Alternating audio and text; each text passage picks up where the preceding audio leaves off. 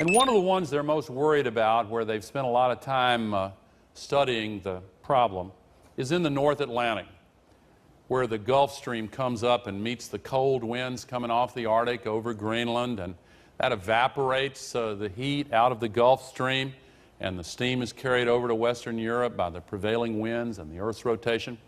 But isn't it interesting that the whole ocean current system is all linked together in this loop? They call it the ocean conveyor. And the red are the warm surface currents. The Gulf Stream is the best known of them. But the blue represent the cold currents running in the opposite direction. And we don't see them at all because they run along the bottom of the ocean.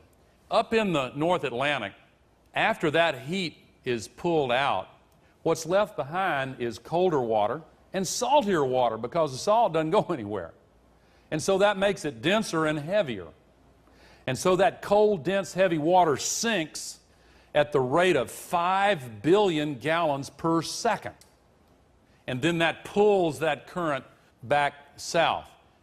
At the end of the last ice age, as the last glacier was receding from North America, the ice melted and a giant pool of fresh water formed in North America. And the Great Lakes are the remnants of that huge lake. An ice dam on the eastern border formed, and one day it broke. And all that fresh water came rushing out, ripping open the St. Lawrence there, and it diluted the salty, dense, cold water, made it fresher and lighter, so it stopped sinking, and that pump shut off. And the heat transfer stopped. And Europe went back into an ice age for another 900 to 1,000 years. And the change from conditions like we have here today to an ice age took place in perhaps as little as 10 years' time. So that's a sudden jump.